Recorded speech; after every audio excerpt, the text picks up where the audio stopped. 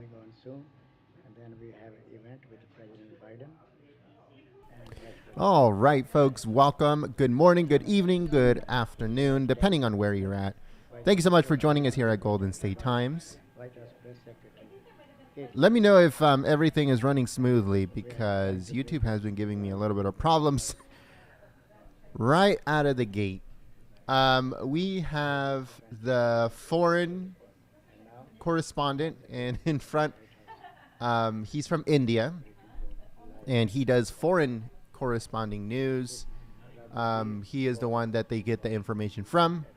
at the All the other countries, live Asia, the parts of Europe, White House press briefing room. and Africa and stuff like that. So that's who they get the news from. This guy right there. He's the foreign news correspondent. Thank you so much for joining us once again here at Golden State Times. Please share the live stream on social media. Thank you. We hope that you guys had an awesome weekend. I hope you guys had a good weekend. And if you guys are ready for the news, well, here we are.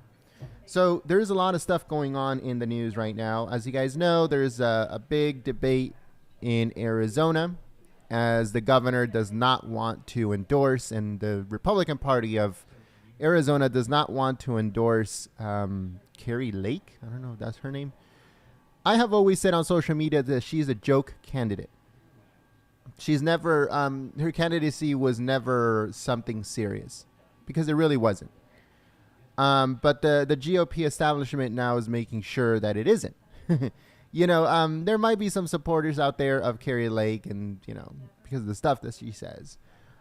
Every single time that she has one of those campaign ads, she says, "I have been endorsed by Trump 20 times." And not that she's been endorsed 20 times, but she says it within a span of 5 seconds 20 different times, which is ridiculous. Why would you do that? Just say it one time or at the end. Like, I've been endorsed by Trump. That's it. But, I am Trump endorsed candidate Carrie Lake because Trump, we need Trump Republicans in Arizona. But did I mention I was endorsed by Trump? It's stupid. It's way too much. And that's putting off a lot of people. But right now, Arizona Governor Doug Ducey has already helped blocked former President Trump ally from winning the Republican nomination for governor. So that's what's going on in Arizona. Now, Arizona, I wouldn't really say it's a red state, but let's see what happens in the great state of Arizona. But once again, my belief here at Golden State Times, and that's just my belief because, one, I'm not from Arizona. I've never lived in Arizona. And whoever ends up being the governor of Arizona, to me, personally, this is a personal opinion, it doesn't, if it's her or somebody else, it really does not affect me in any way. But looking at it from a political standpoint, Carrie Lake has always been a joke candidate. It's like Arnold. But hey, Arnold won. Arnold won in the state of California. So you never know, right? Because sometimes joke candidates do win, like Arnold. Here as the governor in the state of California. That was some crazy stuff. But hey, he won twice. So you never know. Carrie Lake might be the next governor of the state of Arizona, because joke candidates sometimes do win. All right, so let's move on here. So Joe Rogan's pretty much attack on Trump just continues. Joe Rogan does not like Trump, the same way that Elon Musk does not like Trump. They don't want to use the word hate, but that's exactly what it is. To be honest with you guys, that's exactly what it is. Give me 1 second. All right, there's something going on with the connection. Yeah, something going on with the connection.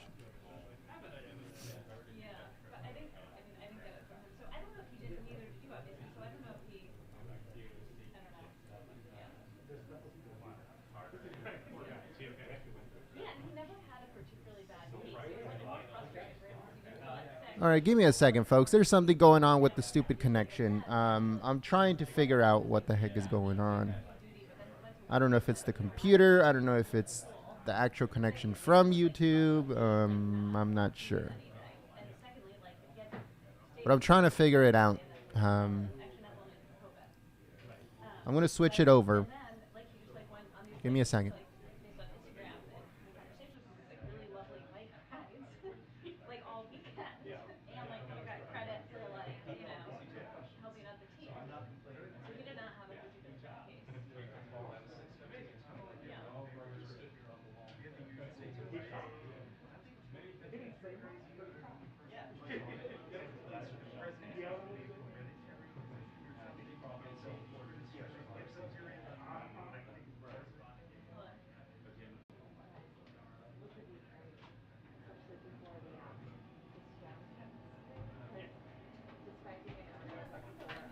All right, folks, so I think we're back. Hopefully this fixes it.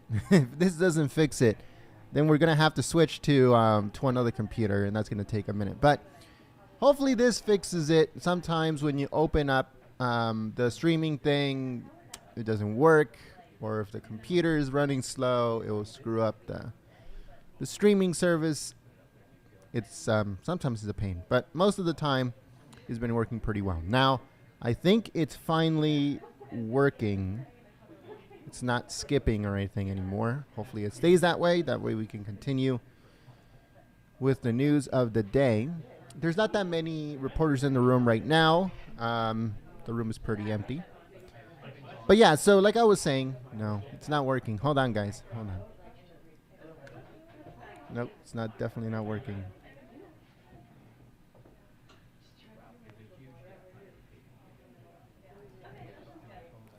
Yeah, I'm going to switch over to another computer, folks, because I don't know why it's just not working.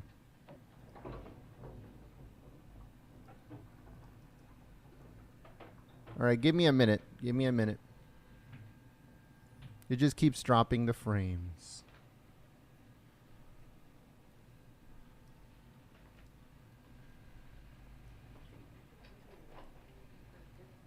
So give me a second while I switch over. It's still going to be on you're going to hear me on the microphone, but I'm going to be switching over to another computer because maybe that's it.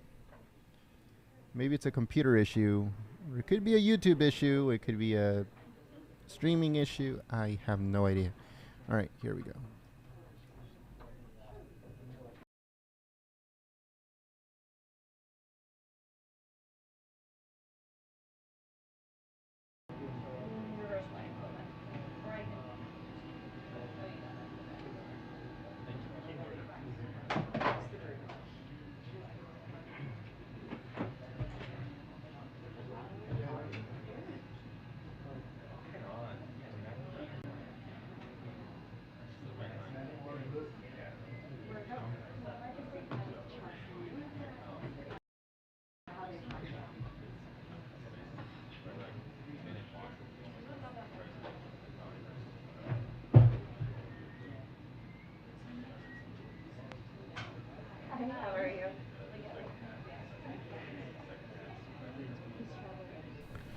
All right, so we are on another computer now. I really do not know what was going on with that. I'm pretty sure it's the computer. 2-minute warning to press briefing. 2-minute warning to press briefing. 2-minute warning, folks. But yeah, I think it was the computer. But yeah, so Joe Rogan doesn't like Trump. Elon Musk does not like Trump. They're short from saying hate because they don't want to say that word. They know it's bad for business. They know it's just not right to say it. But that's exactly what it is. Hate. Joe Rogan hates Trump. Elon Musk hates Trump. That's the reason why they're going more for Ron DeSantis. And that's exactly who they want as the nominee is Ron DeSantis. So they continue their attack towards Trump. And let's see what happens with that because not a lot of people are happy who are actually their viewers and stuff like that. And that's understandable, I guess. But that's what's going on right now. They're calling Joe Rogan is calling him a man baby and all of these other things. Trump has been doing some pretty crazy things, and to be honest with you, fundraising after his first wife passed away, that is pretty crazy. He shouldn't have never done that, but you know. So he has been doing a pretty crazy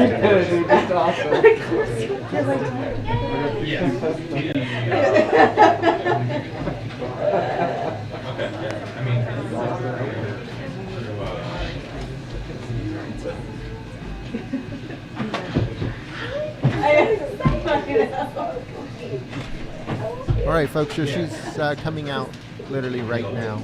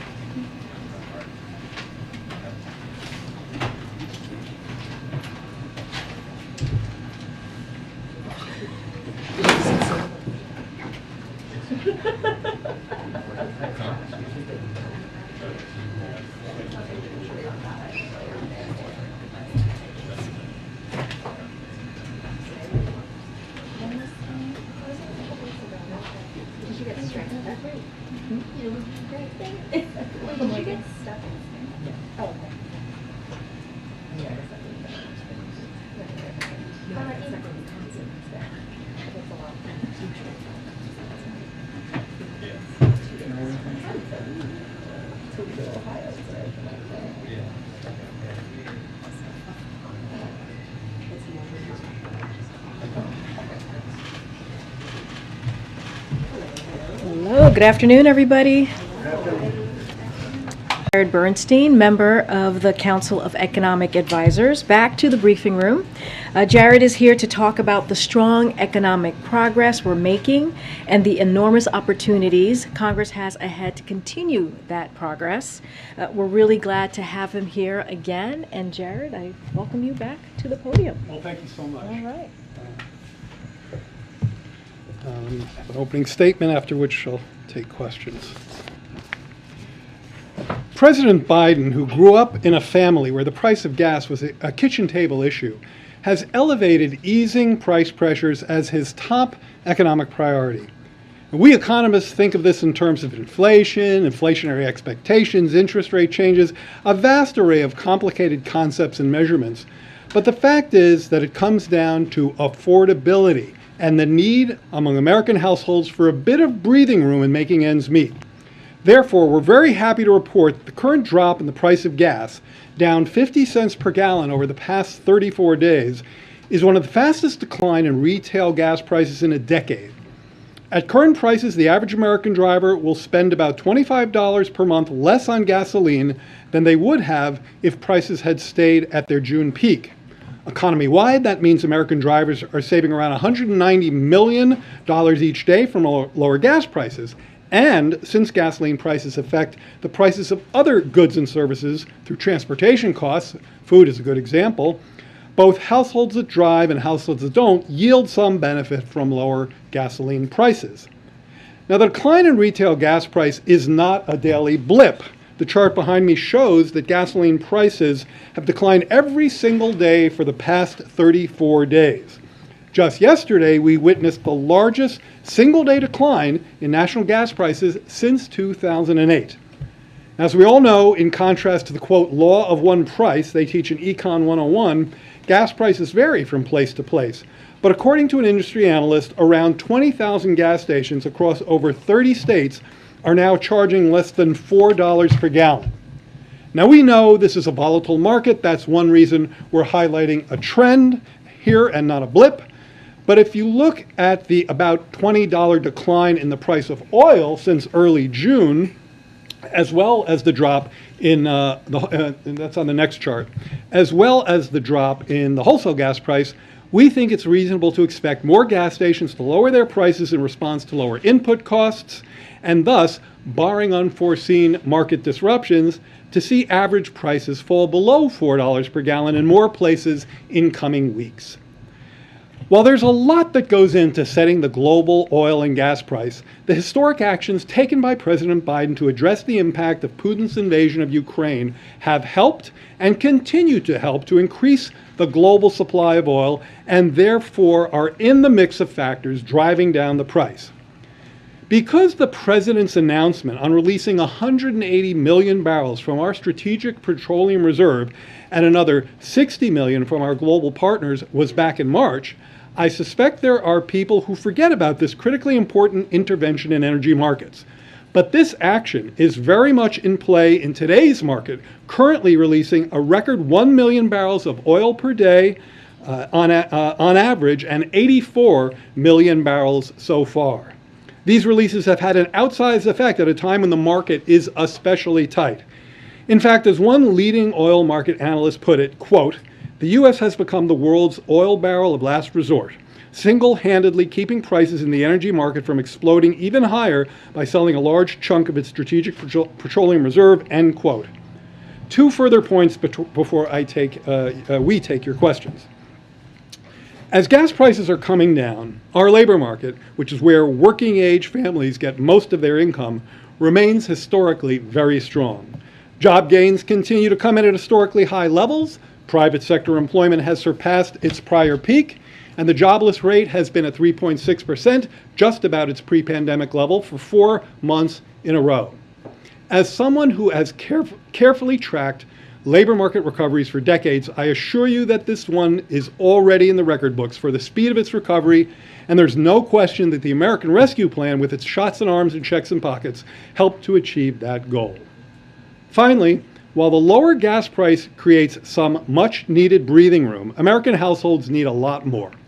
Congress has enormous opportunities to help by continuing progress on both prescription drug costs, the cost of health coverage, and long-term growth with CHIPS Act. I cannot overemphasize the importance at this moment in our economic expansion for taking action on these crucial supports for family budgets and for long-term growth and economic security. Thank you, and Karine will call on folks. Thanks, Karine. Jared, is the administration preparing for a recession? And how do you react to companies like Apple and banks saying today that they intend to slow hiring because the economy is slowing? So let me tell you a little bit about the way the National Bureau of Economic Research Business Cycle Dating Committee, that's the group that decides recessions, makes their call. They weight a couple of variables pretty heavily, and one of them is payroll employment. Now, based on payroll employment, which, by the way, of course, relates to the unemployment rate, 3.6%, an historically very low unemployment rate for the past 4 months. Those kinds of statistics are anything but recessionary. Now, that's very much a look at the job market today. Slightly more forward-looking is if you look at consumers, and by the way, the bank reports, I thought, had this in their earnings reports. They talked about the strength of the American consumer. If you look at retail sales from just last week, you'll see American consumers still helping to fuel an economy that's delivering really remarkable job gains. So I think, and by the way, that in itself relates to something I kind of referenced in my opening comments, the fact that not only do people have the benefit of an historically strong job market behind them, a real tailwind in this economy, many also still have excess savings. This is one of the things that's helping to fuel consumer spending, which again is 70% of our economy. So I think if you look at the strength of the current economy, if you look at the strength of the labor market, if you look at the strength of consumer spending, you would conclude that where we are right now remains solidly within expansion. Okay, and just one follow-up to that. I'm sure we all remember a year ago, other colleagues of yours stood here and said inflation was transitory and was not going to last and was certainly not going to go up to where we are now. Do you think it's possible in a couple of months you might regret standing here and saying we're not about to be in a recession? Well, I want to be very clear what I'm saying. What I'm saying is that based on consumer spending, based on payroll employment, based on where the unemployment rate is, I think we can confidently say that these numbers that we're posting are very much inconsistent with a recessionary call given where we are right now. I think that is the most accurate way to assess the answer to that question. When it comes to transitory, I think the answer there is that we were careful when we were talking about that to consistently reference the forecasts that were out out there the view on inflation's trajectory by not only pretty much every forecaster we could find, but of course the Federal Reserve as well. And so this was a period where we hadn't seen new variants of the virus, where the war in Ukraine, of course, was not yet a reality. So I think that if you look at the general trajectory of where the forecasts were pointing in there, that was generally the way in which we tried to talk about that, and I think that's worth going back and seeing. Jared, Senator Manchin said that he is a no-go on the climate deal because he has concerns about inflation. Is there a scenario where you all try to wait for better inflation news and then try again on that front? Well, let me just start by saying, better inflation news. I mean, that's again, getting into a level of forecasting that I'm not going to do in this period of uncertainty. What I can very much assure you, though, is that the price of gas is considerably lower in July than it was in June. And this is something the president referenced when the June CPI report came out. We're talking about, as I mentioned in my opening comments, a situation where the price of gas is falling at about the fastest rate it has in a decade, and where more than 20,000 gas stations now are selling gas for less than $4 a gallon. That will show up as some easing of prices. I think when it comes to reconciliation, the president has a view that was very clearly laid out in a statement last Friday. He will always follow a legislative path to get the deal done for the American people, to deliver the kind of relief, both near-term and long-term, that he came here to administer. But if part of that legislative path to reconciliation closes, we have other options.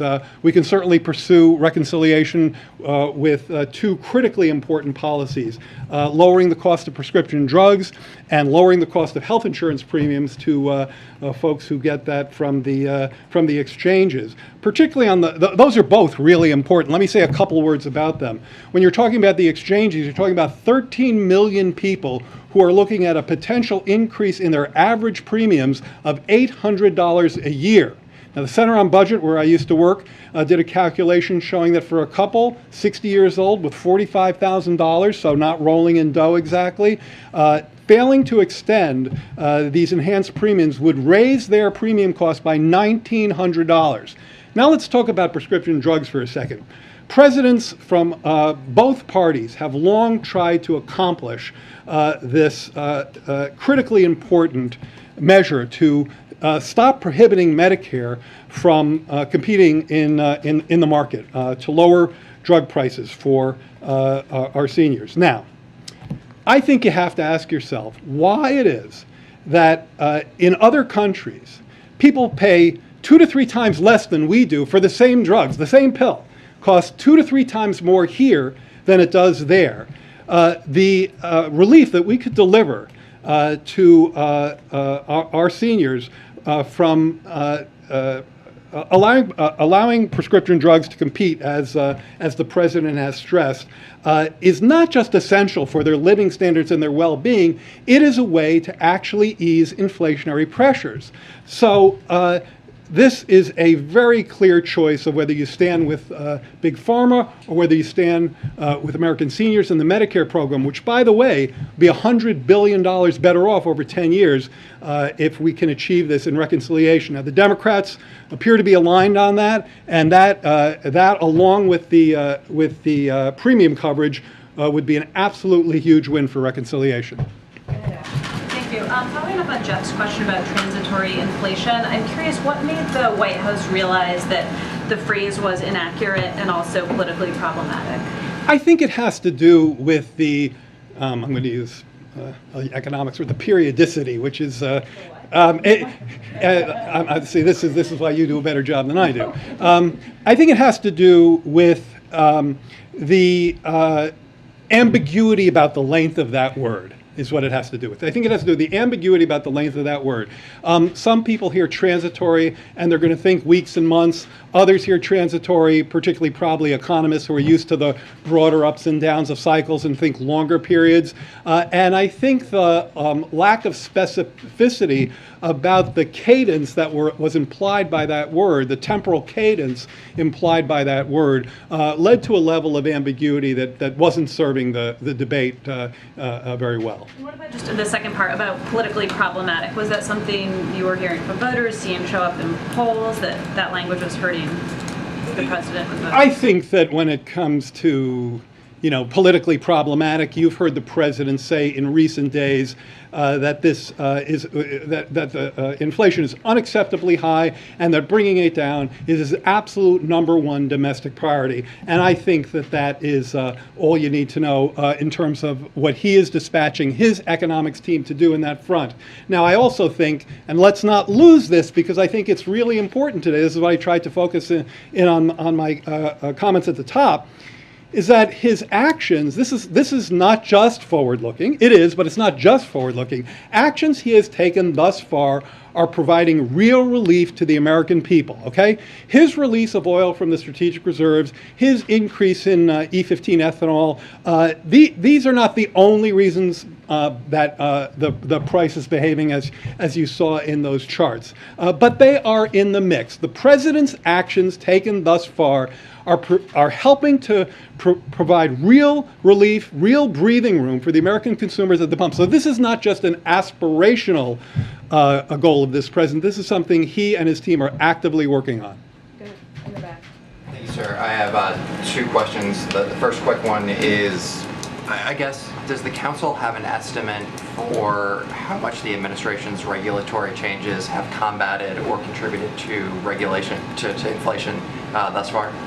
I think in many ways we've been talking about a lot of that already. I mean, I just mentioned the E15 ethanol waiver. So that's a waiver that helps increase the supply of gasoline, particularly in the Midwest. I think certainly if you broaden sort of the regulatory scope to consider executive actions and rule changes, you see a lot more. I mentioned the strategic reserve release. We haven't talked about this yet, but the president has made real progress in helping to ameliorate food price pressures through issues that include double cropping, taking action on fertilizer prices, ocean shipping. So all of these are actions that he's taken. In some cases, they've involved legislation, but in many cases they haven't. And then my second question, tomorrow marks the 1-year anniversary of President Biden insisting that high prices and inflation, in the president's words, were expected to be temporary. A lot of my colleagues have asked similar questions, but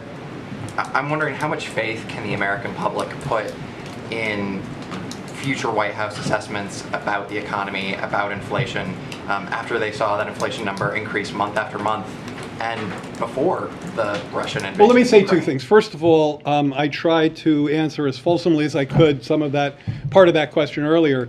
But let me ask you to focus on what we're trying to talk about today, which is something that is happening in the here and now. The chart's not up, but that first chart, which we can certainly make available to you, that shows we're not talking about looking around any corner here. We're talking about what has happened in the past 34 days to prices at the pump. They've fallen 50 cents, and you heard me go through some of the numbers in terms of the relief for American drivers.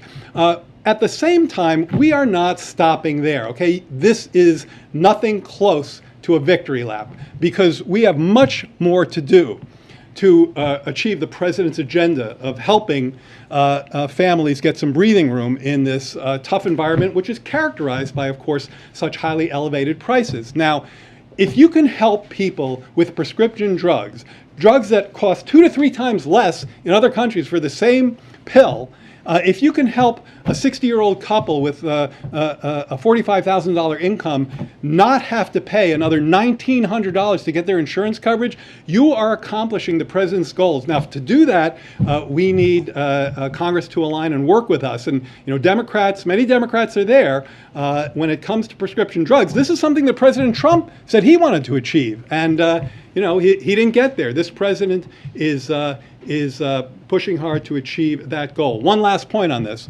I've talked about mostly near-term relief because that's so important for families who are seeking a little bit of breathing room right now. But there's another piece of legislation on the docket, and that, of course, is CHIPS. And this is something that has had real bipartisan support. I believe an earlier version got 68 votes in the Senate. I think it is absolutely and critically important for this nation to invest in domestic production of microprocessors. Again, not only would this be a highly favorable investment for growth and for jobs, it would be disinflationary, because one of the areas where we see inflationary pressures is, of course, in autos, which now very much depend on chips. To be clear, that's not a near-term intervention. That's not going to show up, in the next couple of months. But longer term, absolutely. Supply chain, same thing.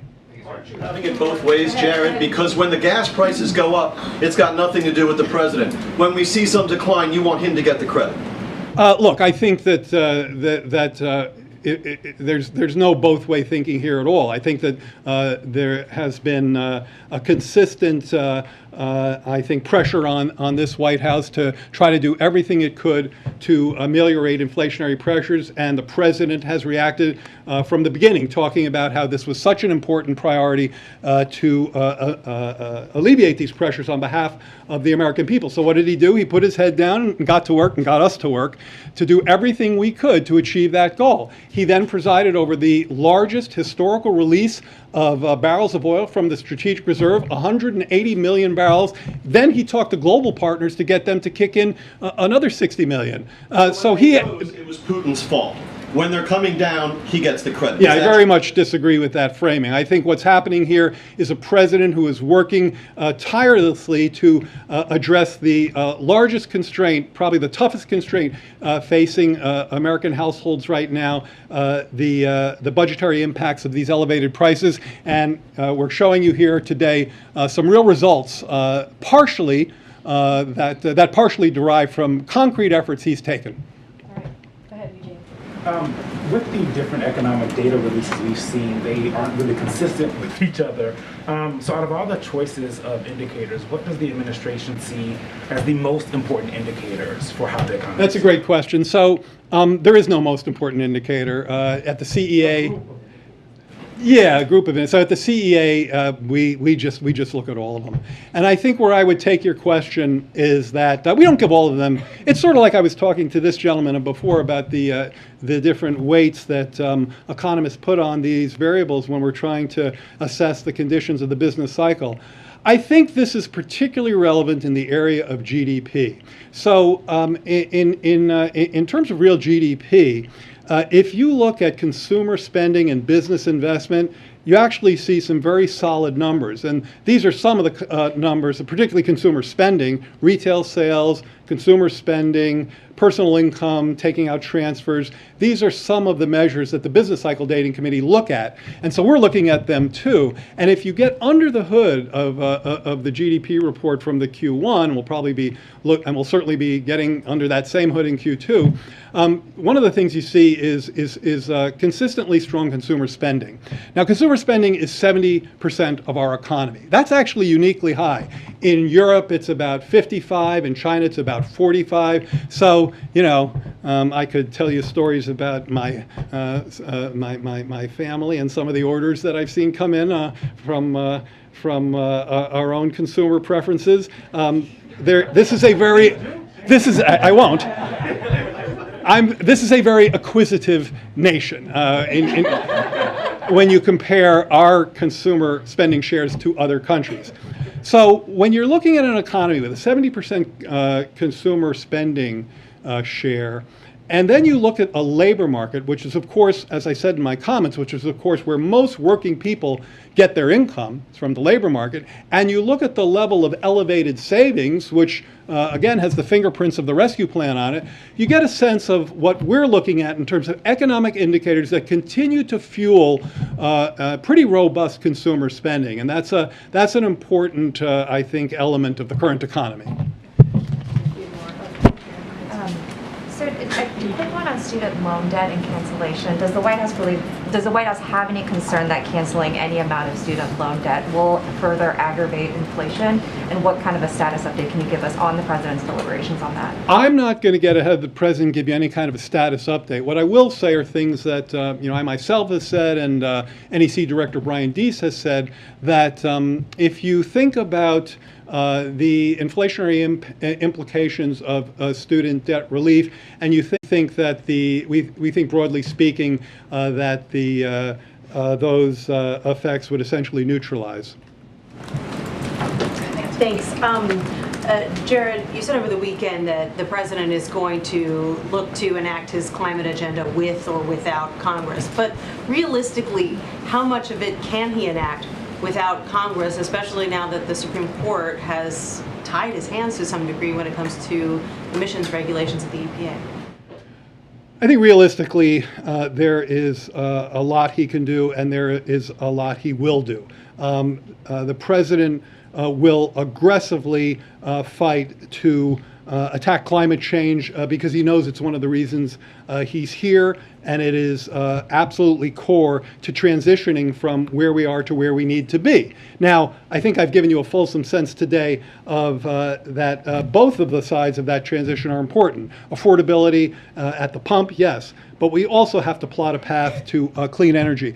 I said over the weekend that it's kind of unfathomable to me that that one wouldn't appreciate this urgency. If you look at the costs to our economy of floods, of droughts, of fires, if you look at the global economy and you see the kinds of heat waves that are occurring right now, scientists will tell you all day that this very much relates to global warming.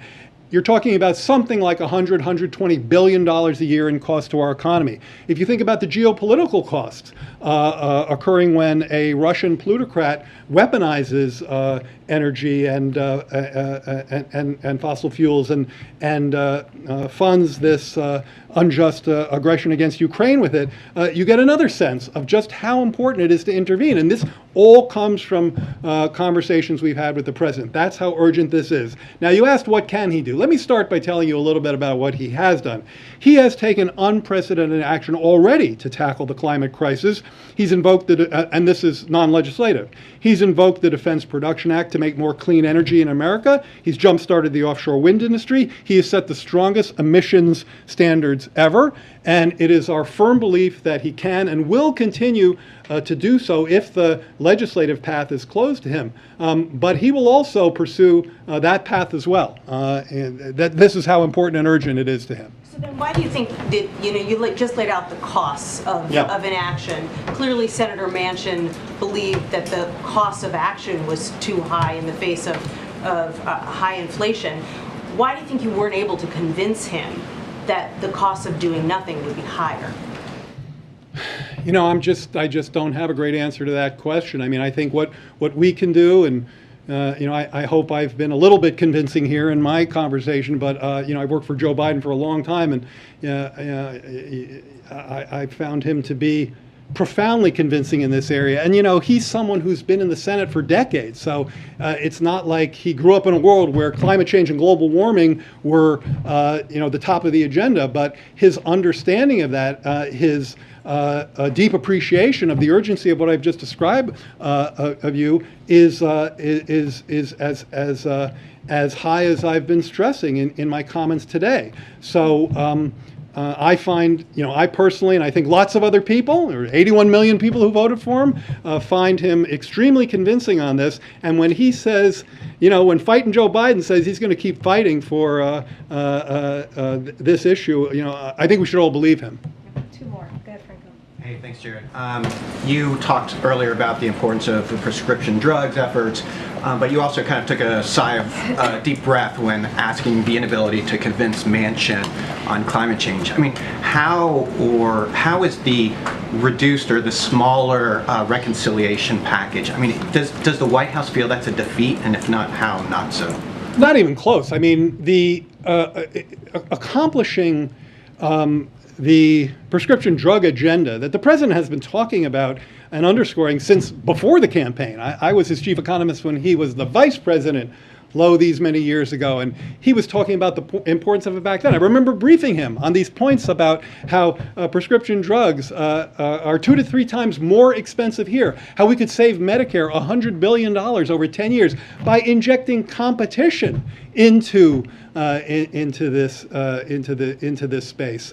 That just resonated with him, I think, probably ever since he's been aware of the issue, and achieving that would be an absolutely landmark goal, not just on behalf of American seniors and their living standards, but on behalf of this absolutely essential and much loved program called Medicare. But considering where the original proposal was, I mean, so I see where you're going. So considering where the original proposal was, I want to refer you to the comments I just made.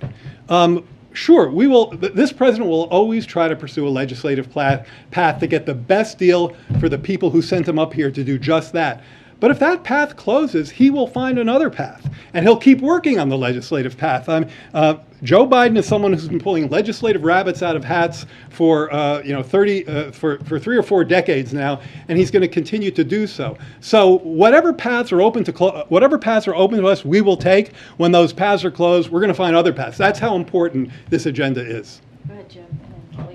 Back to reconciliation. Obviously, one of the parts of the president's agenda had been a global tax deal that this administration has led the world in sealing. But now, because of the dropped tax provisions in reconciliation, the United States will not be in compliance with the deal that it negotiated, essentially. How can you possibly expect the rest of the world to follow along if the U.S. is not going to actually be in compliance with the deal?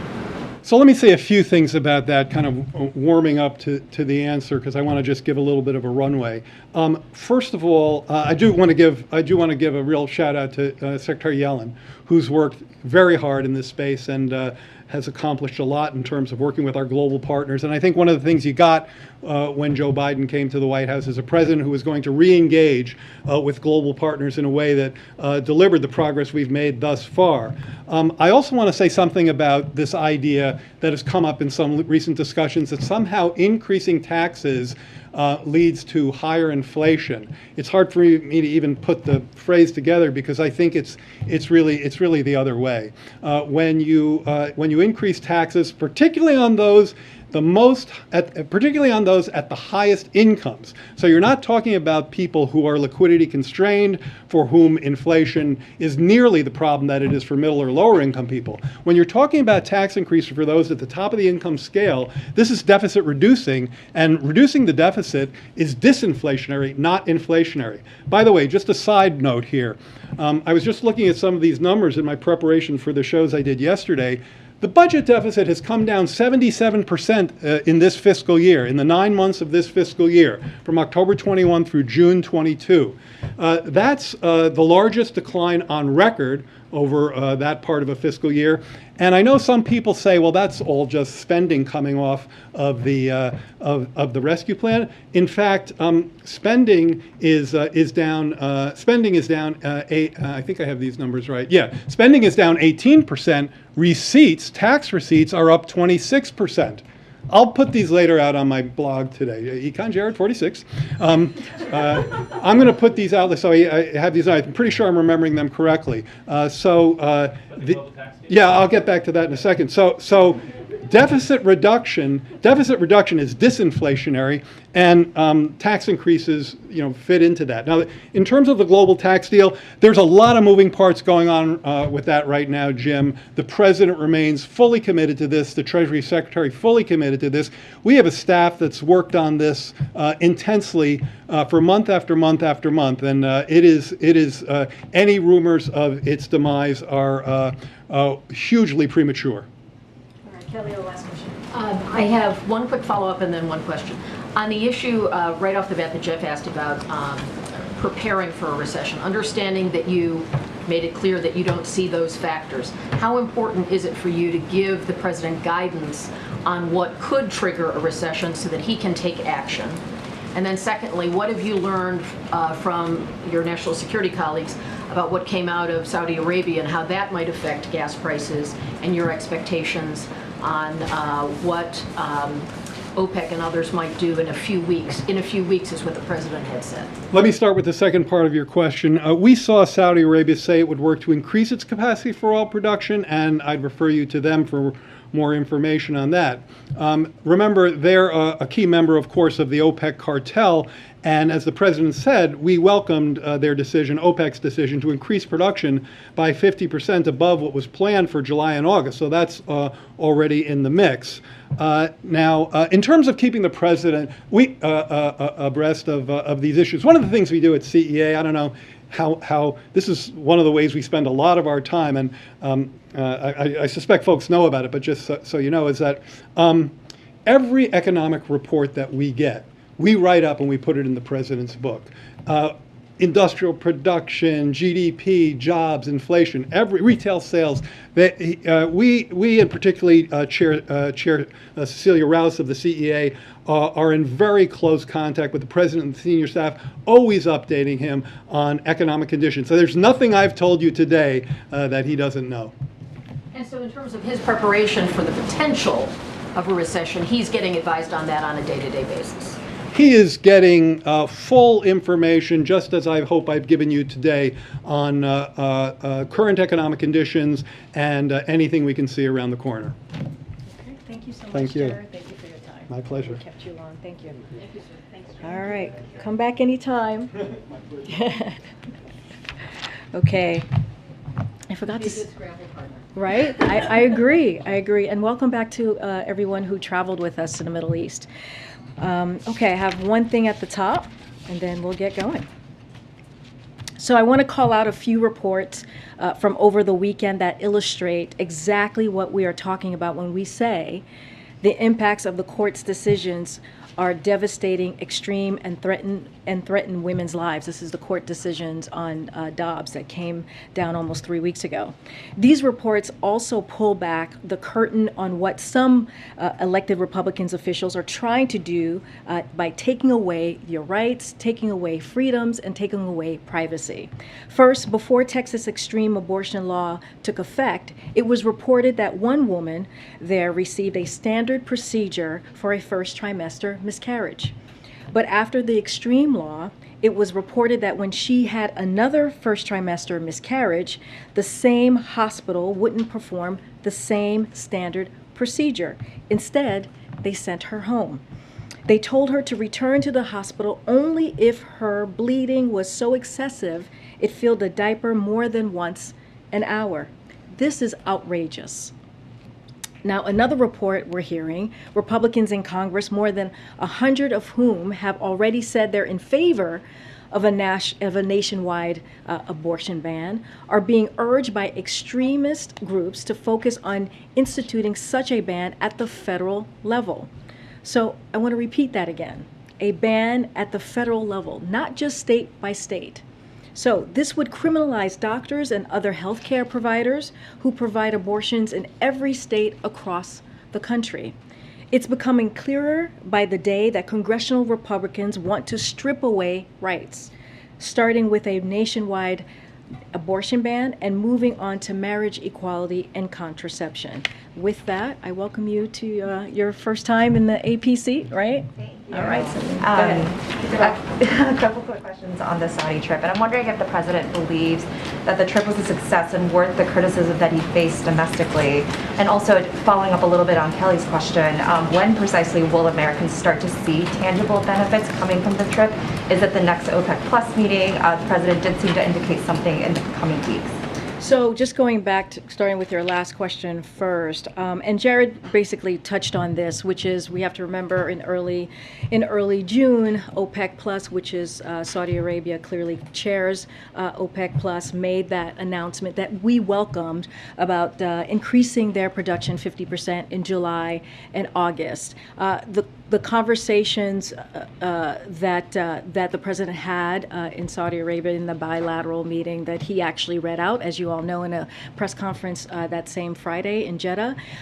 They talked about energy securities, and Jake Sullivan actually said this as well: is that we will measure success in the next couple of weeks. We anticipate to be an increase of production, but again, it's going to take the next couple of weeks, and that will be up to OPEC plus.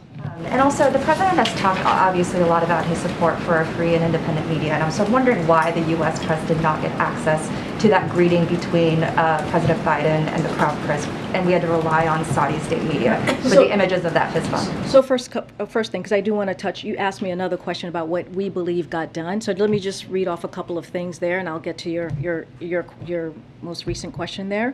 So so that folks know, Saudi Arabia announced it will open Saudi airspace for flights to and from Israel, a historic decision that will pave the way for a more integrated, stable, and secure Middle East. As you know, when Jake Sullivan and I gaggled on the plane when the president flew from Israel to Saudi Arabia, that was a historic flight. So just want to make sure that we acknowledge that. The GCC +3 pledged billions to address food security resulting from Putin's war against Ukraine. Saudi Arabia committed to support global oil market balancing for suspended economic growth. This is what you were just asking me about. The United States has welcomed the OPEC plus decision to increase production by 50%.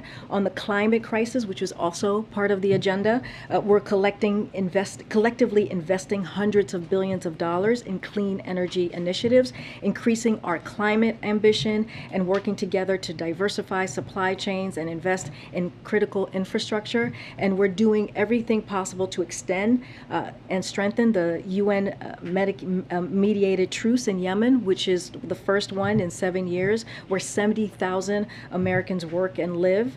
And so, again, we're seeing the longest peace in that there in Yemen in some time.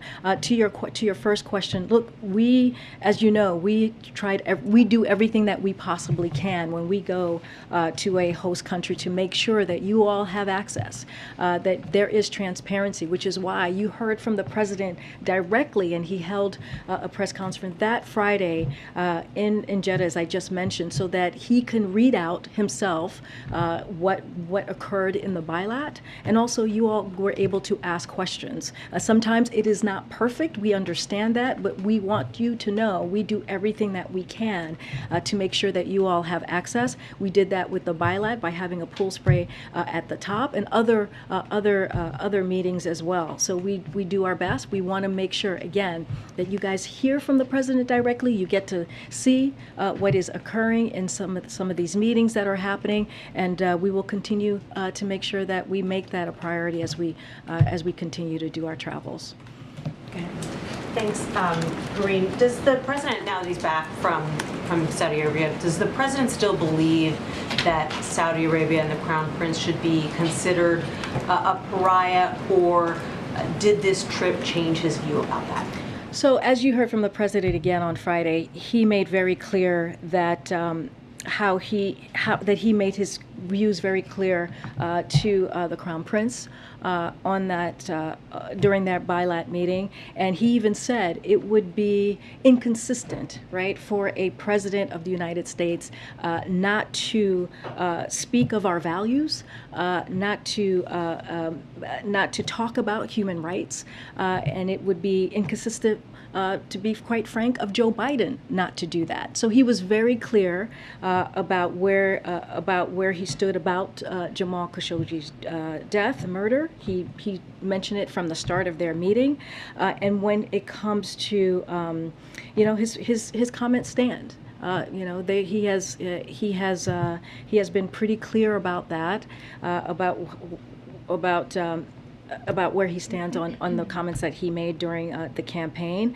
And look, I think one of the other things I do want to be very clear about is, if we're going to talk about human rights, if we're going to talk about our values, he believes it's important to have that straightforward leader-to-leader conversation. The president has talked about that many times, about how important it is to talk directly and frankly with leaders when it comes to our values, when it comes to issues like human rights, and he will continue to have those conversations. And yet the Saudis say that that conversation about Khashoggi never happened. The foreign minister says he was there and he didn't hear the president confront MBS in that way. So are they lying about that? And if so, does that indicate that actually they are not getting the message?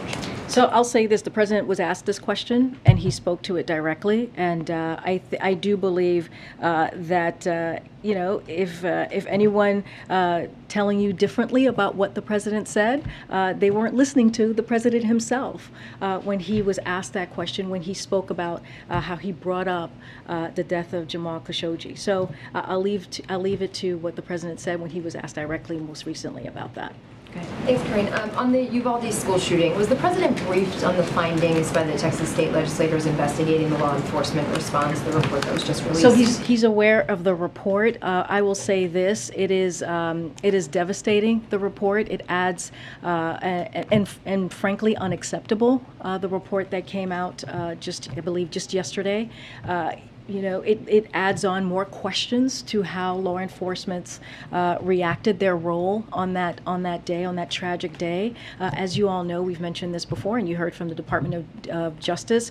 They are doing their own review, and so I will leave their own independent review of exactly what happened that day, and so I will leave that to them on any further comments. And what was the president's reaction when he was made aware? So I wasn't there when he was made aware, but I do know that he is aware of the report.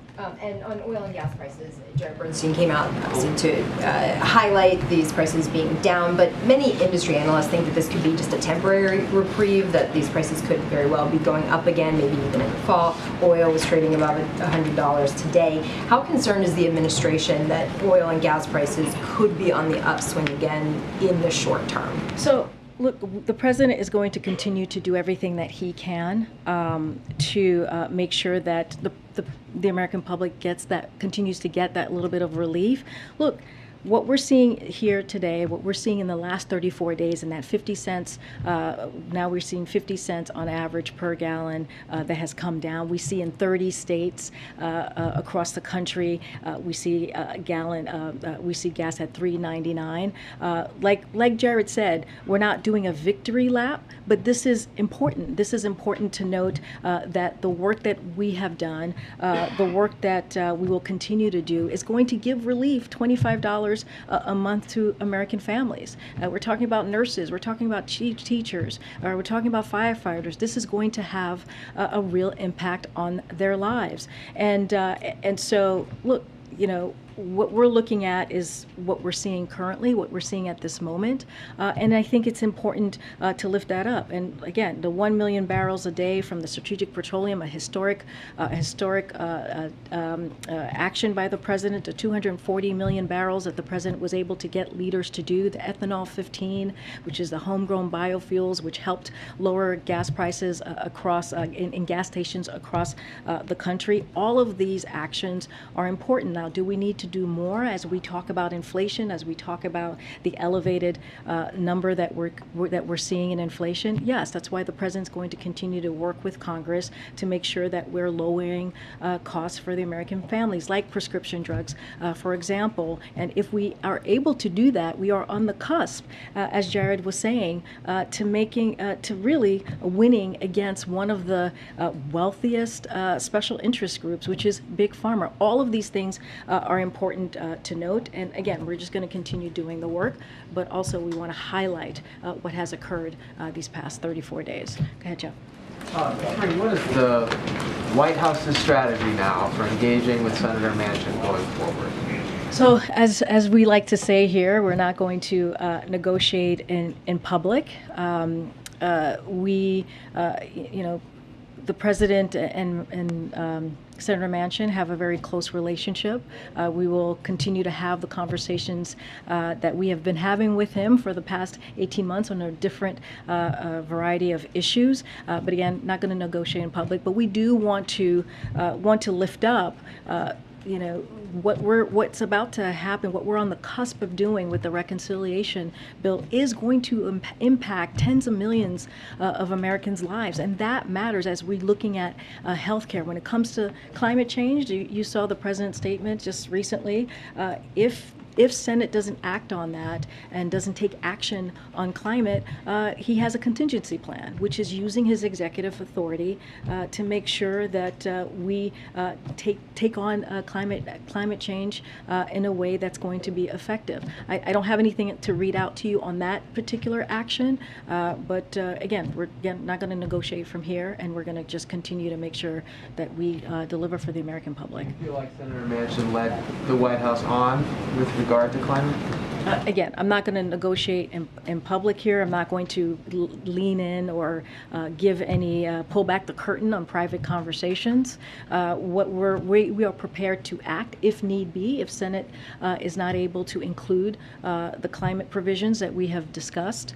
But again, what we're seeing right now with the reconciliation as it relates to Medicare and being able for Medicare to negotiate bringing down drug prices, that is an important step. So we're going to continue to do the work. When you say, and the president says he's prepared to act on climate, what's the time frame for that? Do you wait until the fall? Do you get started before that? What's the overall time frame? We don't have a timeline for you at this point. As you know, negotiations are currently happening, and so we will see where the Senate lands. You spoke before the trip about advising the president about reducing contact due to COVID and the variants. And we saw some fist bumping, but we also saw some embraces and some handshakes and so forth.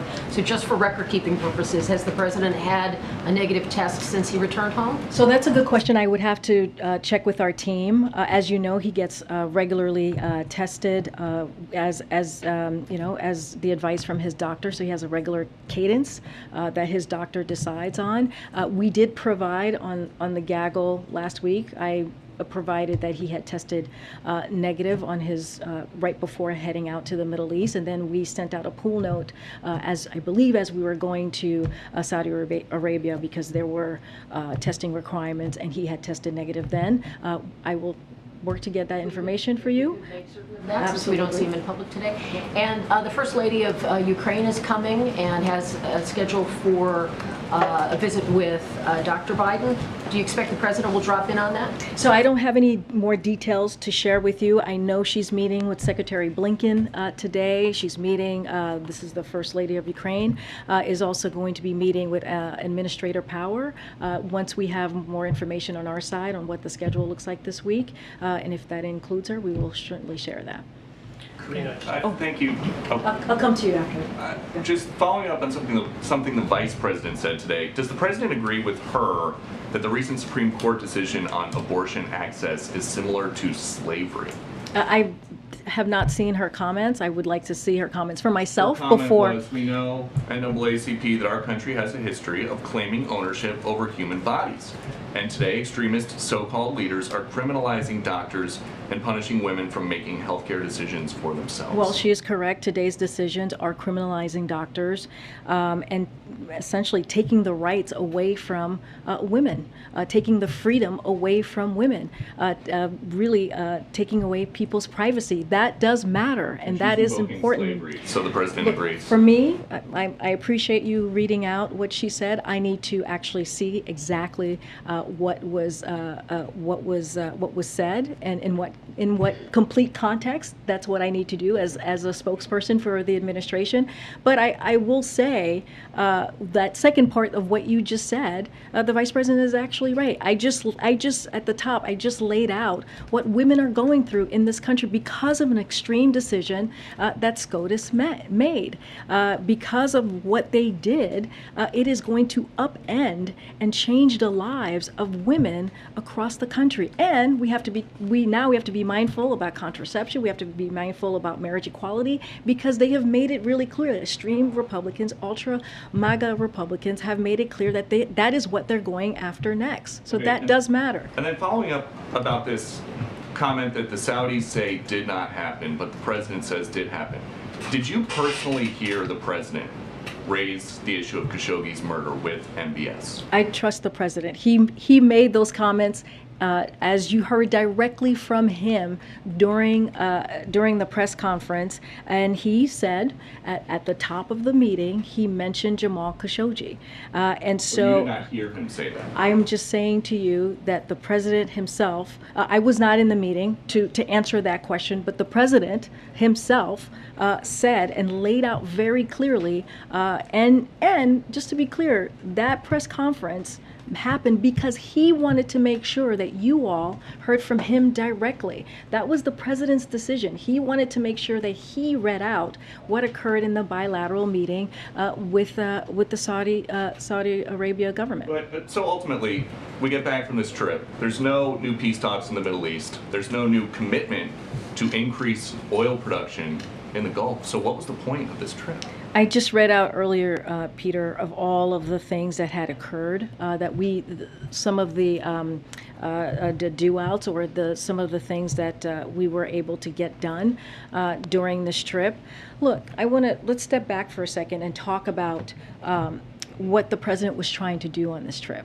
If you look at this region, the Middle East, it's a critical region. The president, his intent was to make sure that there was not a vacuum in the region, so that you didn't have China and Russia stepping in, trying to fill that vacuum. And so it's important for the United States to make sure that we're having those conversations, direct leader to leader conversations, and that we talk about our national security, we talk about food security, we talk about climate change. All are issues that are important to the American family. And so as it relates to the oil production, I talked about, and Jared talked about what OPEC Plus did early in June. We are confident that we will be able to measure how the success of those conversations that the president had in the next several weeks. Why not insist on a commitment, though? He gets back with no commitment, and the price of oil per barrel shot up. Is that what the president wanted, to go there and have the price of oil be more expensive? But again, we have seen gas prices go down in the past 34 straight days. Aren't they still $2 a gallon higher than when you guys took office, though? First of all, we have to look at the impact of how we got there, right? You think about the war that Russia has taken on in Ukraine, an unmitigated war, and a war that is brutal, and that has had an effect on the price gases going up, almost $2. We have talked about that endlessly. And also, we are also in a once-in-a-generation pandemic. So there are outside factors that has led to gas prices going up, to food prices going up, to inflation going up. So that is really important. What we have seen in the last 34 days is that gas prices have gone down on average by 50 cents a gallon. That matters. That matters to teachers, that matters to firefighters, that matters to nurses, that matters to everyday people, and the president is going to continue to do the work to make sure the prices go down. I'm going to continue, Peter. Thank you. Well, actually, let me try and go to people I haven't called on. Go ahead, Jenny. Thanks. Jared was just talking about the broader reconciliation as inflationary. You guys have talked about how this would reduce the deficit. So with Senator Manchin saying his exact, concern with doing a bill like this is inflation, does the White House regard that claim as credible? So I'll say this. We have heard from economic experts out there. We have heard from even Jason Furman, folks who are critical of us, who have said said the opposite, that the president's plan on reconciliation will actually bring down inflation, an anti-inflation bill, if you will. And if you look at when you bring down the deficit, as you all know, that actually will help inflation. So look, I'll lead you to the expert. I am not an economic expert, but they have said themselves ourselves, this is an anti-inflation bill, and it will help with that fight in what we're trying to do, which is our number one economic priority, the president's number one economic priority, which is bring inflation down. You don't really see Senator Manchin's claim that inflation is why he pumped the brakes on it as a credible claim. I am not a spokesperson for Senator Joe Manchin. As you know, I am a spokesperson for the President of the United States. And what I can tell you is what experts have said, economic experts have said, and so that's where I will send you. And one more on the CHIPS bill, which seems like actually it's moving forward this week. So, congrats. There's a provision that seems to be a little bit fluid on whether or not to prohibit certain investments if you take semiconductor subsidies in China. Intel is one of the companies that is lobbying against this. What's the White House stance on this, and do you have a message for Intel and companies like that? So I'll say this: the CHIPS Act is intended to bolster American competitiveness and our own domestic supply chain security. That's why we continue to support strong guardrails, as you're alluding to there, Jenny, which also have bipartisan support in Congress to make sure CHIPS incentives generate more semiconductor investment here in the U.S., not in China. So, and guardrails help slow the growth of investment in China. That is why such an important part of the bill. It is such an important part of the bill, and we believe in strong guardrails. Go ahead, Ken. I said I would get back to you. Yeah, Karine, on Ukraine, President Zelensky replaced his head of domestic intelligence and the prosecutor general. He said during the weekend that hundreds of treason investigations have been opened into employees of law enforcement agencies. Is there any concern that Russia may be infiltrating Ukraine's security networks and undermining the war effort? So I mean, I'll say this, we, per usual, don't speak to any personnel arrangements or domestic politics. That is not something that I will do from here. But I'll say this, for our part, we will continue to work with our partners in Ukraine to help them defend against Russian aggression, and with the Ukrainian Prosecutor General's office as they document the war crimes and atrocities that Russian forces in Ukraine are committing. We also continue to support Ukraine's ongoing anti-corruption reforms as well. And Senator Cruz over the weekend said on his podcast that the Supreme Court was clearly wrong and overreaching when it legalized same-sex marriage in 2015.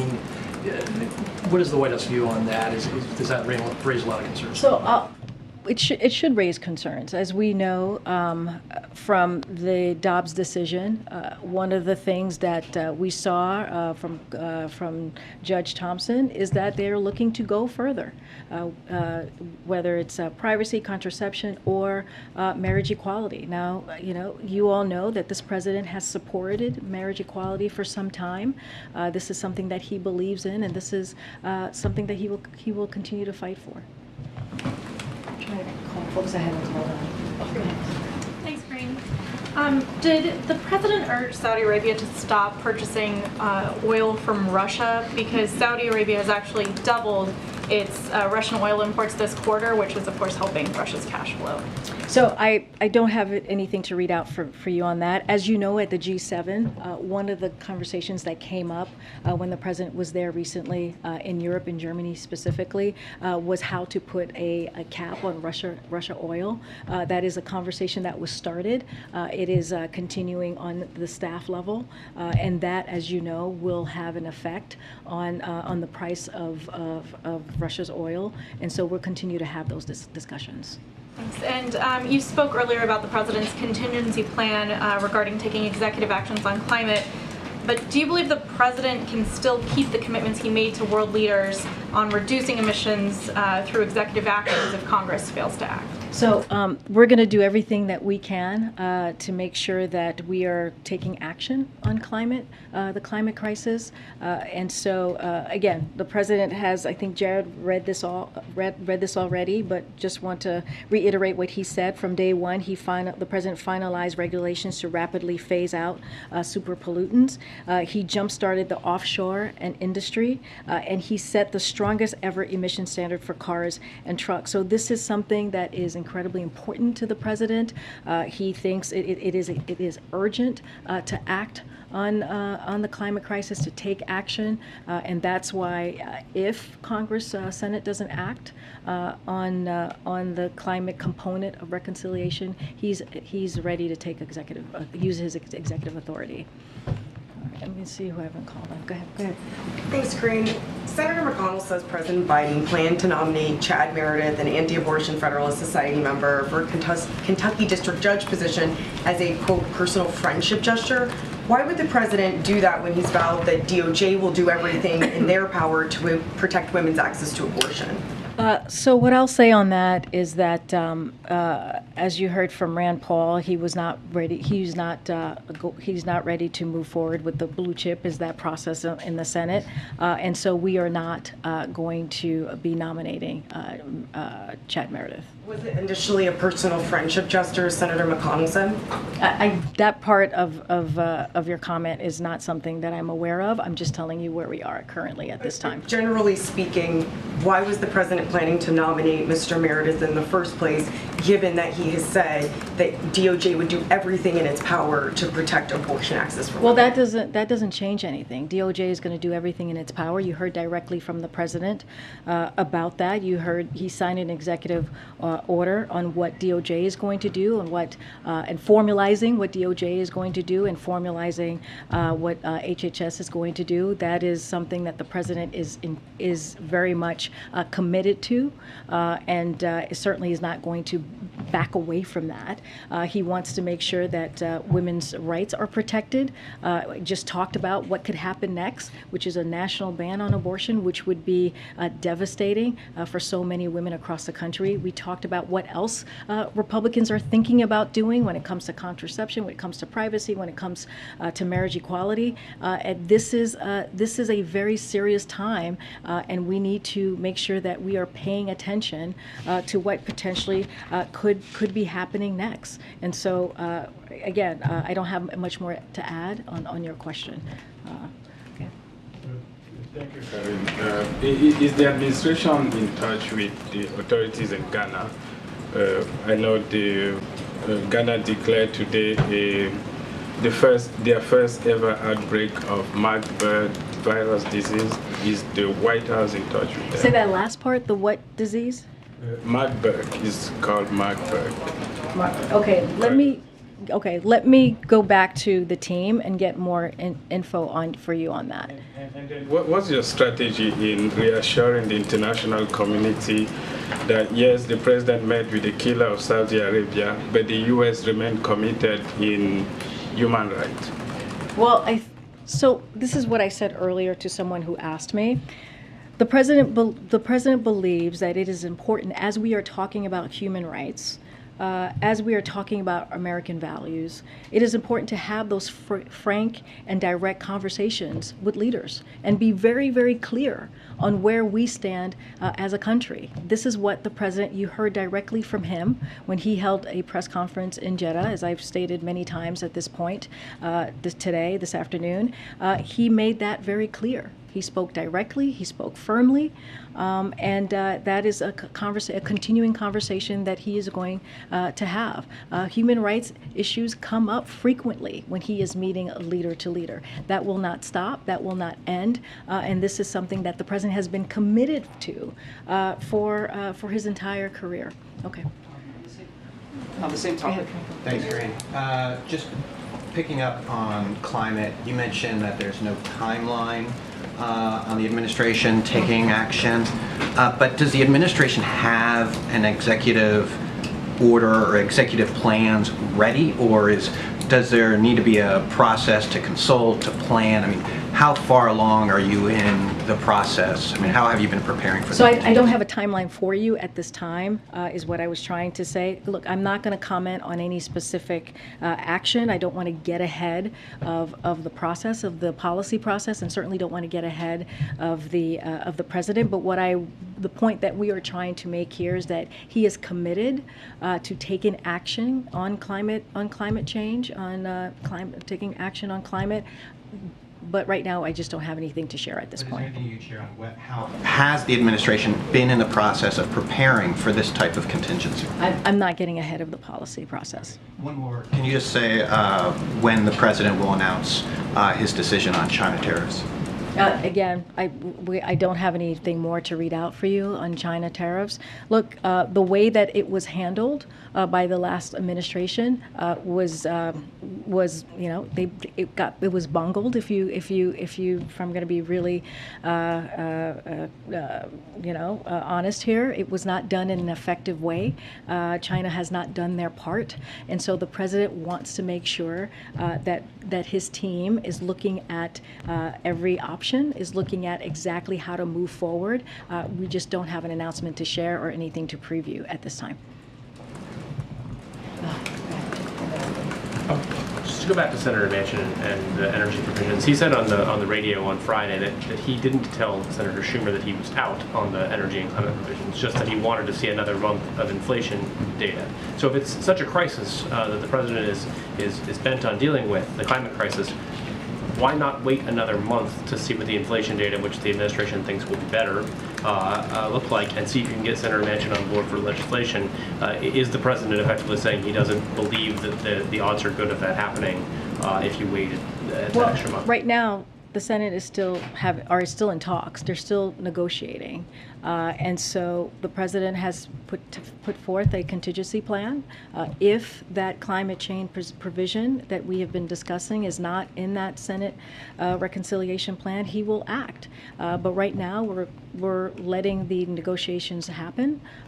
We're letting that process continue. Again, we don't negotiate in public. But again, what we're trying to say here is the president is ready to act if needed. Well, because in the statement he said he wants a bill by August, which would seem to rule out waiting for Senator Manchin. Well, look, the process is still happening. I'm not going to get ahead of the president. We are, what is today, July? I don't even know, July 18th, and so we're going to let the Senate work on the reconciliation bill. Let them have the conversations, the negotiations. Just not going to get ahead of that at this time. Okay, go ahead, Ashley. Asking sort of the flip side of Jim's question, I'm curious, was there anything Senator Manchin ever conveyed to the White House that gave you guys any reason to believe that a West Virginia Democrat in a state that Trump won by almost 40 points, who's accepted millions of dollars from the fossil fuel industry, would ever support any sort of climate provision? So I'm not going to comment on private conversations. Again, that is not something that we do here. We say this all the time. Not going to comment on any back and forth that has occurred with Senator Manchin or any other congressional member. We're going to let the Senate continue to negotiate. When it comes to what we are seeing right now with the prescription drugs, I have said this, Jared said this, that is we're on the cusp of a big win here, which is incredibly important for tens of millions of Americans as we speak about Medicare and them being allowed to negotiate drug prices down. Following up briefly, more broadly, I mean, do you have any reason to believe that you didn't waste your time trying to get Senator Manchin on board for any sort of climate, legislation? I'm just not going to get into private conversations.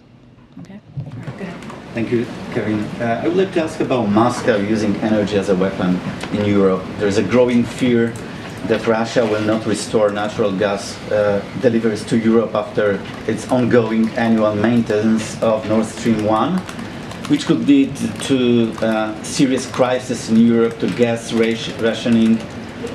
How concerned is the President that it may weaken Europe's resolve, and what the US is doing to help? So a couple of things, I just want to lay this down because it's an important question that we want to address. So following, as you know, the further invasion of Ukraine, Russia continues to use natural gas as a political and economic weapon, as you're stating, Merrick. Russia's energy corrosion has put pressure on energy markets, raise prices for consumers, and threaten global energy security.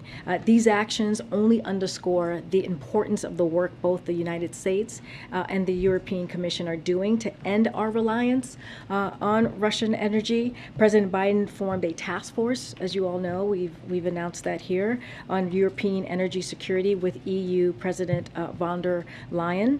The task force has met regularly to discuss options to reduce Europe's demand for natural gas, and has also met with key stakeholders to promote the deployment of heat pumps, smart thermostats, and energy demand response solutions. So we are also partnering to diversify energy supplies to Europe. Since March, global LNG exports to Europe have risen by 75% compared to 2021, while the U.S. LNG exports to Europe have nearly tripled. So we continue to work with our European partners to reduce the dependence on energy, on Russian energy, to be exact. Enough to help Europe to survive the winter. Russia may, at any point, any time, cut natural gas deliveries to Europe. It's real fear in Europe right now. No, we understand that. That's why we created the task force, and the task force is going to do everything that we can to make sure that we deal with the dependence that European countries have on Russian oil. Look, we have seen. I just laid out. We have seen some progress, and so we're just going to continue to work with our European partners. Thanks, Karine. So I'd like. No, I was calling the gentleman in front. Go ahead. On abortion, in 2 weeks, Kansas is going to vote. They're going to be the first state to vote on the abortion issue.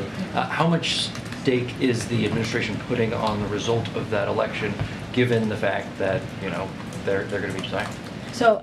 Can't speak directly to any specific elections. Look, the president has made clear when we talk about choice, and we talk about where we are currently with abortion, when we talk about Republicans who are trying to make a national ban across the country, this is very serious, dangerous outcomes that we're facing with. And so the president has been very clear to make sure that Americans get their voices heard and take it to the ballot box. That is the way that we're going to see real change. That is the way that we can use our political power. He's going to continue to say that, but at the same time, do everything that he can, as from his executive authority, to what he can with the federal government to protect women. And then marriage came up earlier. The House is expected to vote on the Protect Our Marriage Act, I think tomorrow. How much work will the administration be doing to try and get that bill through the Senate, where it's going to face a much more difficult? So we support that act, and we applaud Congress for moving forward. As I mentioned earlier, when I was just asked a question about marriage equality, this is an issue that the president has been fighting for and speaking about for many, many years, and so this is certainly something that we support. Yeah. One of my colleagues at Political reporting today that the ACLU obtained and has since released record publicly from DHS that show use of mobile location data harvested from apps on hundreds of millions of phones. DHS was then able to use 336,000 location data points across North America. This started under the Trump administration, and contracts have been renewed under the Biden administration, basically traveling, knowing where people are when it comes to what DHS does, the work that DHS does. Does the president stand by using location data on this scale, especially in light of concerns of the use of phone data when it comes to period tracking apps, which the administration has talked to quite a bit? So I have not seen this data, so I need to take a look at it so that I can respond in a way that's fulsome and be able to answer your question. I just haven't seen that data, but I refer you at any more specifics on that. Clearly, I refer you to the Department of Homeland Security. How does the administration feel about using location data? Honestly, Eugene, in order for me to respond to your question, I just need to see exactly what you're asking me about and what the data is. I can't do that without knowing the specifics. And back to the firing of the prosecutor general in Ukraine. How concerned is the administration, given how closely she's been working with AG Garland and she was also replaced by someone who's been critically accused of corruption. How concerned is the administration? Well, I'll say this. Like I said, we don't get involved and don't comment on any political domestic politics that happens in another country. We're going to continue to work closely with Ukraine on their fight for democracy, on their fight against Russia's aggression, and also their corruption reform, as I just stated. We'll continue to work with them on that. Okay. I'll take one more question. Without congressional action on climate, does the White House, does the President see any viable path for reaching his goal of the U.S. cutting carbon emissions in half by 2030? Say that again, I didn't hear you. Without congressional action on climate, does the President see any viable path for reaching his goal of cutting carbon emissions in half by 2030? So again, negotiations are still happening. And so we leave that to Senate and see exactly what is where the process is going to land. The president is again ready to act, ready to take executive authority, use his executive authority if that climate change provision is not included in the reconciliation bill. I'm not going to get into specifics or get into hypotheticals at this time, but we're going to continue again to just let the Senate work. MJ, I know you had a question. I'm going to let you go ahead and ask the question. Does he think that goal can be reached just using executive authority? Again, I'm not going to get into hypotheticals. Let's see where negotiations go. The president, as you know, as we have said, he is committed to taking on climate change. He thinks that it is urgent to do that. There's an urgent matter to do that now, and so we're gonna let the negotiations continue. Again, I'm not going to negotiate from public or speak to hypotheticals. Go ahead, MJ. Two quick questions. First, on baby formula, the recent data indicates that more than 20% of formula products are still out of stock. Just wondering what the White House's assessment is right now, why that is the case, particularly given that we've seen, for weeks now, a ton of formula being flown into the country. And does it have a sense of when things will actually start to normalize?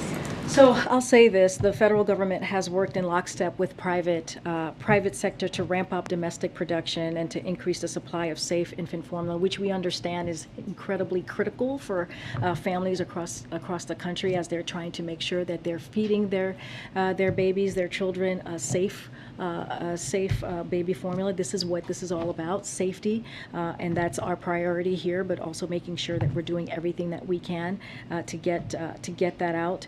We're ramping up domestic production, including invoking the Domestic Production Act, as you all know, which has allowed companies to increase production. We're increasing imports. Already the FDA has granted enforcement discretion for companies to import over 524.1 million 8 ounces bottles worth of infant formula, including over 5 million bottles of medical specialty formula, which is important as you're asking me about formula in bottles. And third, we're enhancing WIC flexibilities by waiving rules and restrictions that prevented low-income mothers from getting formula.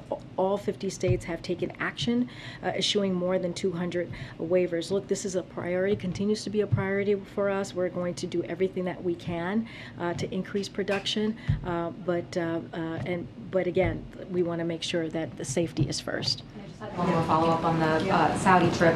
When the president came back from his trip, he was asked if he regretted the fist bump with the Saudi crown prince, and he said, "Why don't you guys talk about something that matters?" Can you just help us understand why he suggested that that fist bump did not matter? Well, here's the thing. I think the way that the president looks at this is what were the issues, the agenda that was discussed, the policies that were discussed, and what were the deliverables. And so, when the president goes out to just across the country and has these meetings, it is very important. You hear us talk about this all the time, having that leader-to-leader conversation. This is a president that has been, a senator for decades. He was the vice president. He was a president. He understands how these interaction works. He understands how these relationship works. he has experience in it that he believes is incredibly critical and important. Look, again, when he went to the Middle East, it was making sure that there was not a void for countries like Russia or China to step into, to make sure that we were responding to Iran, right? To make sure that he had conversations not just with Saudi Arabia, but a dozen other leaders that were at the GCC +3. And not only that, he was in Israel right before he got to Jeddah. So these are important, he believes these are important policies that are going to help the American public. That's what he's there for. When he goes out, yes, the region is important. Yes, the region is critical. There's national security conversations that need to be had and other agenda items that need to be talked about. But also, we're talking about the Americans' interest. We're talking about how important it is to make sure that we are delivering as well here domestically. And so that is the focus of the president. But on that comment, he does certainly understand why, for a lot of people, including Jamal Khashoggi's family or colleagues, that fist bump and that meeting with NBS mattered a lot, right? Well, I'll say this. The president he was asked directly about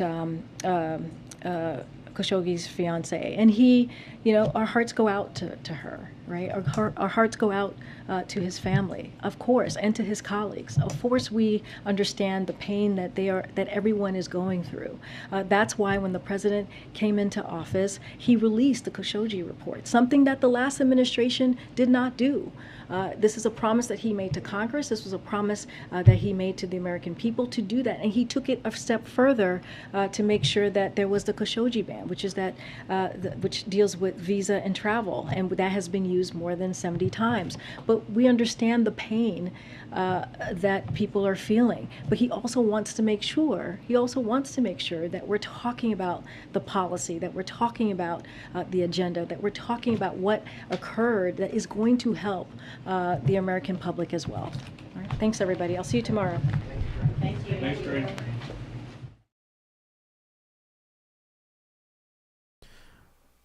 All right, folks. Thank you so much for joining us here at Golden State Times. She just wouldn't shut up. I do not understand. She said absolutely nothing. And at the end of the day, the trip that he took to Saudi Arabia was a complete failure. He accomplished absolutely nothing from it except waste taxpayer money on his trip to Saudi Arabia and also to other parts of the Middle East. And he accomplished absolutely nothing at all. He got no deal regarding regarding oil from Saudi Arabia, peace in the Middle East, or anything. Nothing at all, folks. Absolutely nothing was accomplished in this trip other than burning jet fuel. That's the only thing that was accomplished in this meeting. But let's see what happens, folks, because look, the Saudis already raised the prices for their oil in Africa and Asia, parts of Europe. Europe was the last one that they had raised the prices for. The United States, they hadn't raised the prices for us because they wanted a meeting with Biden. They wanted to see what Biden would do. They wanted to see what kind of deal Biden can make with the Saudis, which he failed and he did nothing. Now the price of oil will skyrocket from Saudi Arabia. The next step that the Biden administration is going to attempt is begging like dogs on the floor. They're going to beg Venezuela. And they're going to beg other dictators around the world. And Biden can go to the point of begging that he will go himself to beg like a dog on the floor to Maduro. And most definitely that's what's going to happen. Because the Saudis are not willing to up the production of oil. Instead, what they're going to do is they're going to pump the exact same that they have been pumping for the last year, but they're going to raise the prices for that oil. Exactly like what they did in Africa, Asia, and Europe. They're going to up the price for the crude that's coming to the U.S., which is going to make the gas prices here in the U.S. explode. We get between 15 to 25% of our oil from Saudi Arabia. The other percentage, we get it from Canada, which Canada gets it from Russia. So Canada is kind of like the middleman between us and Russia in their oil. We don't get direct imports from Russian oil. We get it through Canada, well, actually through Germany, then to Canada, then to the United States, but the oil is Russian oil. And that's where we get our gigantic percentage from, because the Canadians will never give us what they have in their reserves. So instead, they give us Russian oil. But they call it Canadian oil because it's refined in Canada. So that's what's going to happen. The prices of gas are going to explode. As of right now, here in California, they average between $5 and $6. $6. They have been going up within the last couple of days. The last time that I saw them, in LA, they were $6.15. I think the cheapest. But different places have different prices. But it's ranging between $5.50 to $6.75. Yes. So it's like putting together sort of this outreach today. So it's like a mixture between that. So that's what's happening, folks. Biden failed 100% on everything that he was supposed to do on this trip. And now the American consumer is going to pay the price for his failure. So get ready. Prices of gas are going to go up again, but this time substantially. And we hope that everybody prepares for that. There's some reports out there that in Germany they're already rationing gas because Germany has been one of the last countries in Europe to stop importing oil from Russia. But now they're starting to feel it. So they're going to start rationing gasoline in Germany. Then it'll go to Italy. Then it'll go to the UK. And then eventually it'll come to the US. But who knows when that's going to happen? I don't have a time frame. I really do not know. But can something that happened back in the 70s happen again in the United States? Most definitely. Because that's where we're headed. We have already entered a recession. We've been in a recession for a couple weeks now. Even if the economists that are paid by the Biden administration and the Biden administration don't want to admit it, but we are in a recession. Can we get to the point where that recession can turn into a depression? Who knows? But we definitely are in a recession. We've been in a recession for a long time now. And with these unemployment rates going up now, hiring freezes all over the place, and inflation through the roof, it's only a matter of time. It's a ticking time bomb before we hit depressionary status. And that is only a matter of time. If things don't change, if things don't go the other way, if Republicans do nothing once they take over the House and the Senate, then we'll definitely will be in a very, very bad situation. But let's see what the Republicans do once they retake the House and the Senate, which they will. And let's say if they do something and force Biden not to continue his reckless spending and crack down on all of these different wasteful spending that they've been doing for the last, year and a half now. So let's see. Let's see what happens. Let's see if the Republicans actually do something. As you guys know, and we've been telling you, Republicans and Democrats are two wings of the same dirty bird. They're no different than each other. They do nothing different from each other. They're exactly the same, except on two different extremes. And let's see if they do something good once 2023 comes around. But we'll let you guys know. We'll always keep you guys in the know. We'll keep you guys updated and on everything that goes on. From everything at the White House to the State Department to Pentagon, everything. And we'll give you guys updates as they come in. I do not want to scare anybody or anything like that. That's not my main intention. My main intention is to let you know what's going to happen in the near future. Like I did with the gas prices. Like I did with cryptocurrency. like I did with during the Trump time with people that he put into his administration. So it's just, me giving warnings here and there. It's not going to be about everything, but when very serious things happens like recession, gas prices, unemployment, cryptocurrency, all those things, when things that have a very big impact come in, that is when I will give my warnings, just for those who are willing to listen.